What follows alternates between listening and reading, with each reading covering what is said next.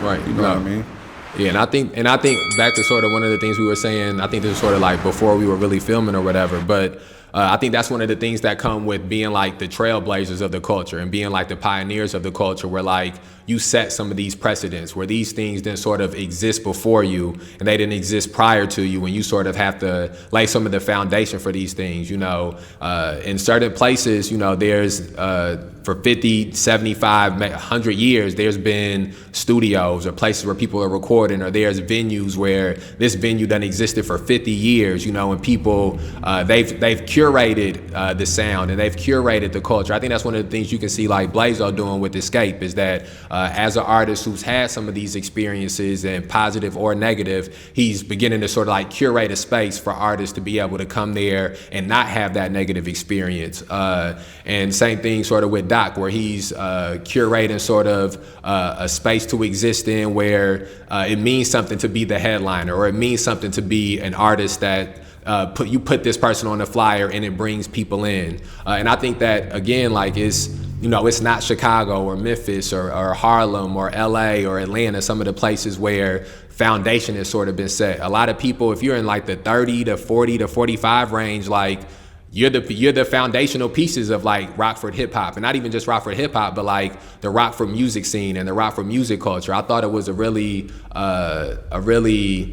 what's the word I'm looking for? It was a really profound moment when Blazo opened up for, I think it was Gucci Mane that he opened up for, when the Hard Rock performance, even just the Hard Rock being here, like that's something that in some cities, it's been something like the Hard Rock that existed for 30, 40, 50 years. And it gives, even the artist something to ascribe, something to shoot to, or something to try to see somebody up there and be like, oh, I want to be on this stage one day. Whereas like, before when me and you was coming up, you would have to go to Chicago or go somewhere else to be at a venue the size of the Hard Rock and to see an artist and be like, oh, I want to be on that stage, regardless of the fact that them being from your hometown or them being from the place that you're from. You got to just go out to see somebody from someone else's hometown to say, oh, I want to do that one day, And so when I even think about like how far we've come culturally and as a music scene, as a hip hop scene in the past 10 to 15 years, where it was a time where it wasn't even like this whole, like you said, this whole summer, it was events and different headliners at different events and things like that. And I remember 5, 6, 7, 8, 9 years ago, like it's maybe 1, 2 events for real, where it's people on some of these things performing hip hop music that's local artists. And so you can sort of see like the ebbs and flows of the culture growing and the culture expanding, And I think that how culture works is that it's never just a straight shot up. It's always sort of like a shot up and then it dipped down for a little bit, a shot up and then it dipped down for a little bit. And it's just about which artists can sort of stay around as it dips down and as it goes up, which people can sort of find facets to exist in that not even necessarily always performing. I think that one of the reasons I thought I wanted to try to get back into doing this is I think that just as important as it is to have somebody recording music, just as important as it is to have engineers and studios to go to, it's just as important to have artists to fill those engineers and those studios. And then it's just as important to have somebody shooting music videos to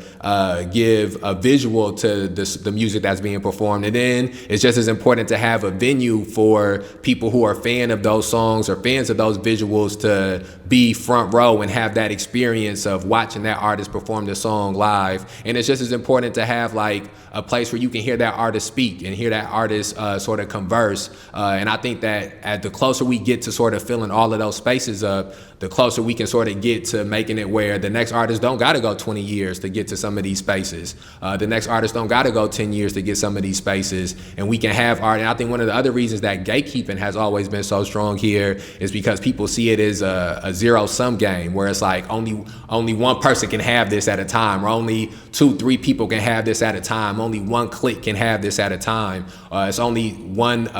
person who can have all the listeners' attention. And the closer we get to like getting away from that belief, and the closer we get to realizing that that's not true, the less you see people trying to like gatekeep who the headliner is, or gatekeep what they know about recording, or gatekeep what they know about film and videos and things like that. And I think that you also need sort of like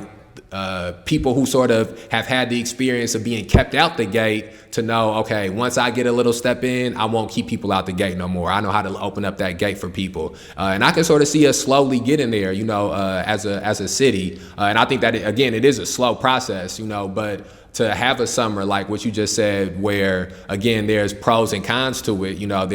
there's positives and negatives to it, but there is sort of like a shift that you can sort of see happening with the Hard Rock being there, with Escape being there, even the Aragona. I've been to the Aragona and I've seen performances and I've thought to myself, like, it's not the greatest performance, but that is different when it's just the Aragona and that's the only place, as opposed to now the Collective, where they had like the Rockford Peaches Festival. It was a lot of artists who I had never heard of, who I seen down there at the Rockford Peaches Festival, and regardless of what I may think of them as an artist or their performance or their music, it says something that you can even have a festival now, or have 2 days where you can bring in local artists and they can come in and perform, and it sort of lets you know that like it's a little bit further along than where it was at 2 years ago or 3 years ago or 4 years ago. So